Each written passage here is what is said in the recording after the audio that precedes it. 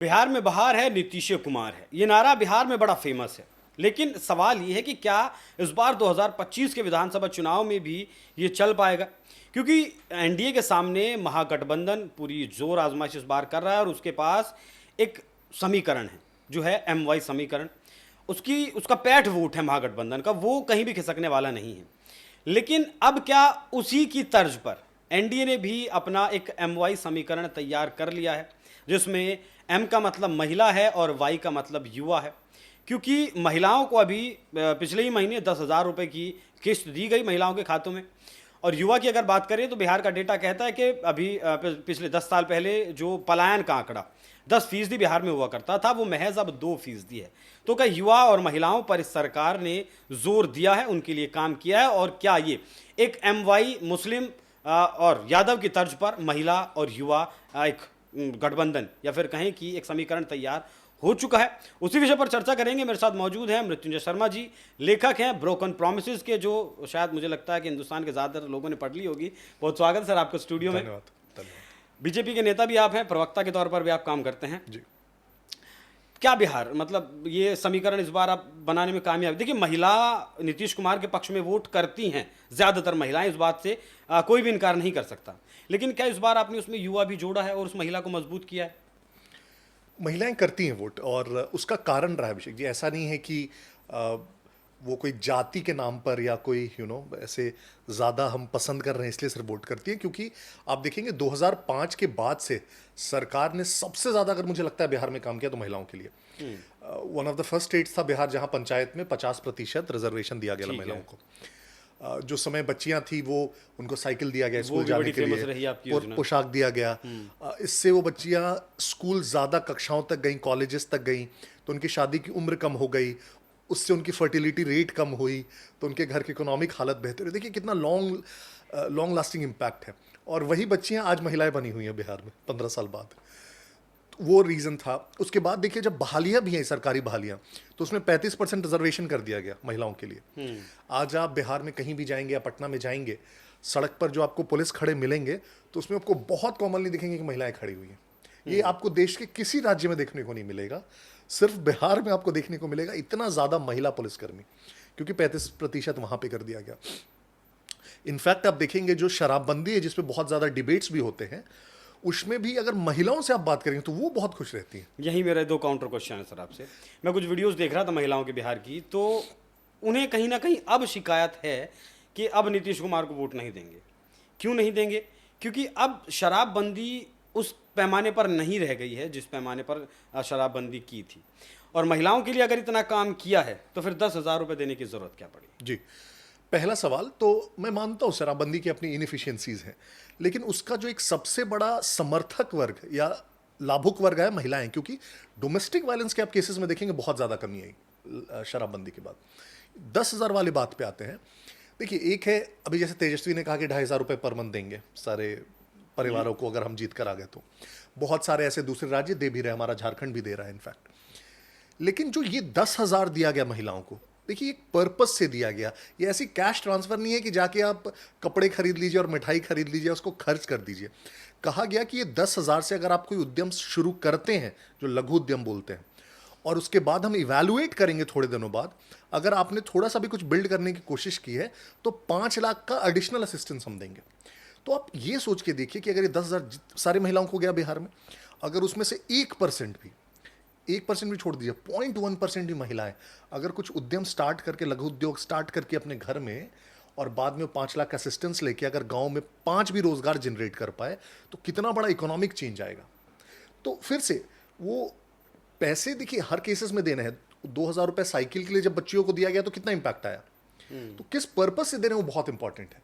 वो टाइड है इस पर्पस से कि आप इससे कुछ उद्यम करिए, और इसलिए मैं उसको एक अच्छा ट्रांसफर मानता हूं। उसको ऐसे नहीं है कि हर महीने खर्च के लिए मैं आपको 2-2 हज़ार रुपया पूरी जिंदगी भर देता रहूंगा, जो मुझे ज्यादा गलत लगता है। तो इससे मतलब आपको लगता है आज की डेट में जब बिहार के एक पर कैपिटा इनकम की अगर मैं बात करूं तो सालाना लगभग 70,000, महीने में लगाएं तो 6,000 के आसपास, ऐसे में क्या एक परिवार या फिर एक महिला 10,000 में कोई उद्योग शुरू कर सकती है? ऐसा कोई एग्जाम्पल दे सकते हैं जो शुरू हो सकता है? बहुत अच्छा सवाल है। मैं यही कह रहा हूं कि अगर पर कैपिटा इनकम इतना लो है, इसको बढ़ाने का उपाय क्या है? इसको बढ़ाने का उपाय यही है प्रोडक्टिविटी। कि बिहार में देखिए कोई बहुत बड़ी फैक्ट्रीज में क्या होता है आजकल, खास करके आप देखिए नोएडा में, आप बड़ी फैक्ट्रीज में जाइए, आपको 50 एकड़ में फैक्ट्री मिलेगी, उसमें लोग कितने काम कर रहे हैं? 100। क्योंकि सारे प्रोसेसेस ऑटोमेटेड है। तो सबसे ज्यादा इंप्लॉयमेंट कहां जनरेट होती है? लघु उद्योगों में होती है, जहां हाथ से काम होता है। तो कहीं भी अगर इंप्लॉयमेंट जनरेशन आपको करना है तो आपको लघु उद्योग पे ज्यादा फोकस करना पड़ेगा। लघु उद्योग कैसे डेवलप हो सकते हैं? लघु उद्योग को इंडस्ट्रियलिस्ट आके कभी नहीं लगाएगा, वो वहीं के जो इंटरप्राइजिंग लोग होंगे, छोटी वहां पे कोई अपॉर्चुनिटी होगी उस पर वो करेंगे। जैसे एग्री प्रोसेसिंग में हम लोग कुछ करते हैं, है ना, वहीं से मखाना निकल रहा है, वहीं से उसको प्रोसेस किया, पैक किया, बेच दिया। ये एक छोटा सा एग्जाम्पल है। तो इस प्रकार का, मान लीजिए अगरबत्ती का ही एक घर में कोई अगर काम कर रहा है तो उसमें 5 लोग कम से कम काम करते हैं, 5 घर चलता है उसमें, सोचिए आप। तो वही कहा जा रहा है कि 10,000 रुपए से जो भी आपको आइडियाज हो, जरूरी नहीं कि एक महिला अकेले करे, 5 महिलाएं पूल करके एक छोटा सा उद्यम स्टार्ट कर सकती हैं। हो सकता है उसमें और फंड्स लगे उनके, वो अपना कुछ उसमें पैसा लगाएंगे, तो लाख रुपए से मान लीजिए रास्ता मिलेगा। एग्जैक्टली, मैं वही कह रहा हूं। तो सरकार ने कहा कि हम यहां पे तैयार हैं आपको सपोर्ट करने के लिए। ये शुरुआती में 10,000 रुपए हमने आपको दिया है, कुछ भी बेसिक करके आप हमें दिखाइए, फिर इवैल्यूएट करेंगे। अगर एक्चुअली लगा आप कुछ कर रहे हैं तो 5 लाख रुपए तक का असिस्टेंस देंगे। तो यही तो तरीका है उससे बाहर निकालने का। ठीक है। इस बार का बिहार चुनाव किस तरीके से अलग होने वाला है? अगर मैं दोनों समीकरणों को रखूं तो कौन सा मजबूत समीकरण है? क्योंकि लगभग जितना मुझे आइडिया, शायद 1.25 करोड़ महिलाओं को ये पैसा दिया गया है।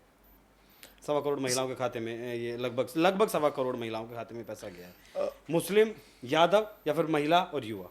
नहीं, सबसे आइडियल स्टेट तो वही होगा जब जाति के ऊपर वोट होना बंद हो जाए, लेकिन शायद वो अभी ना हो। बिहार में अभी तो संभव नहीं है। ठीक है, मैं वही कह रहा हूँ, आइडियल स्टेट शायद वही होगा कि जब लोग जातियों पे वोट ना करें, मुद्दों पे वोट करें। मुझे लगता है कि महिलाओं में वो सॉफ्ट कॉर्नर जो नीतीश जी के लिए, वो अभी भी बरकरार है। वो आप कहीं महिला वर्ग में जाके पूछेंगे तो वो अपना प्रशंसक वर्ग है वो नीतीश जी का। युवाओं के केस में भी, हालांकि बिहार में जो अपॉर्चुनिटीज़ हम लोग बहुत बात करते हैं कि और जॉब्स जनरेट होनी चाहिए, और बिल्कुल होनी चाहिए, लेकिन फिर भी अब देखिए बहुत सारे, अभी सरकारी नौकरियों में आप देखिए कि 6-7 लाख करीब सरकारी नौकरियां वहां दी गई युवाओं को। अभी पिछले 1-2 वर्षों में एक तरह से इंडस्ट्रियलाइजेशन पर बहुत जोर आया है। मुझे खुद पता है बहुत सारे ऐसे इंडस्ट्रियल पार्क्स जो बिहार में आ रहे हैं। मैं आशा कर रहा हूं कि वो इंडस्ट्रियल पार्क्स एक्चुअली वहां पे फ्लरिश कर पाए। बहुत सारे इंडस्ट्रियल पार्क्स आ रहे हैं। युवाओं के केस में आप ये भी देखेंगे, इनफैक्ट अभी एक और स्कीम लाई गई कि जो भी ग्रेजुएशन कर लेंगे युवा, और उनको अगले 2 वर्षों तक 1,000 रुपये प्रति माह के हिसाब से दिया जाएगा ताकि वो खुद को सस्टेन कर पाए। ये एक तरफ है। दूसरा, लेकिन एक तरफ है कि आप ऑल्टरनेट के रूप में देखना शुरू करते हैं दूसरी तरफ, तो आपको पता होता है कि दूसरी तरफ मैं जब देख रहा हूं, ये सरकार कुछ भी करेगी थोड़ा प्रोग्रेसिव करेगी, कोशिश करती हुई दिखेगी, लेकिन जो दूसरा तबका है, दूसरा तरफ है, उसकी झलक हम लोगों ने देख ली। उसकी झलक में मैं एग्जाम्पल्स बस दे रहा हूं। जब 90 से 2005 तक राजद की सरकार थी, 15 वर्षों में एक डॉक्टर की बहाली नहीं की गई। इनफैक्ट 2002 में सर्व शिक्षा अभियान आया था, और उसमें केंद्र सरकार ने कहा कि जितने भी शिक्षक भर्ती करने हैं उसका खर्च हम वहन करेंगे, सर्व शिक्षा अभियान में। तो बिहार ने उसमें स्पेसिफिकली क्या किया कि उसकी नियमावली ऐसी बनाई कि उसमें वो अल्पसंख्यक शिक्षक ले सके। कोर्ट ने जब इसको स्ट्राइक डाउन कर दिया कि नियमावली गलत है, तो बिहार ने उन सारे पदों को खाली छोड़ दिया। तो उस फेज से अब हम इस फेज में आ गए, और इसीलिए युवा भी समझते हैं, पढ़ते हैं, देखते हैं, और उनको भी लगता है कि ये जो सरकार है कम से कम बहुत प्रोग्रेसिव हमारे लिए सोचती है, काम करती है। आउटकम्स में अभी भी डिबेट हो सकता है कि और होना चाहिए, लेकिन कम से कम हमारे लिए काम करती है। ये कम से कम परसेप्शन है। बिल्कुल। और एक बहुत बड़ा वर्ग है महिलाओं का और युवाओं का बिहार में, जो इस बार क्या कुछ अलग इस चुनाव में करता है, वो देखने वाली बात होगी। बहुत धन्यवाद सर आपका इस विषय पर हमारे साथ जुड़ने के लिए, स्टूडियो में आने के लिए। बाकी इस बार का चुनाव ये तो तय है कि इस बार का चुनाव मुस्लिम और यादव तय नहीं करेंगे, क्योंकि कहीं ना कहीं इसी वोट बैंक में प्रशांत किशोर भी सेंधमारी करने की कोशिश में है। बाकी चिराग पासवान इस बार साथ है, पिछली बार वो साथ नहीं थे और नीतीश कुमार को उसका बहुत ज़्यादा नुकसान भी हुआ था, लेकिन इस बार साथ हैं। और महिलाओं को लगभग साध लिया गया नीतीश कुमार के द्वारा। युवाओं के लिए भी, जैसा सर ने बताया कि अभी 5-6 लाख नौकरियों का उत्सर्जन किया गया है, दी भी गई हैं। तो इस बार क्या बदलता है बिहार का मुंबई समीकरण, मतलब महिला और युवा का, वो देखने वाली बात होगी। उसका इंतजार करिए 14 नवंबर के लिए। नमस्कार।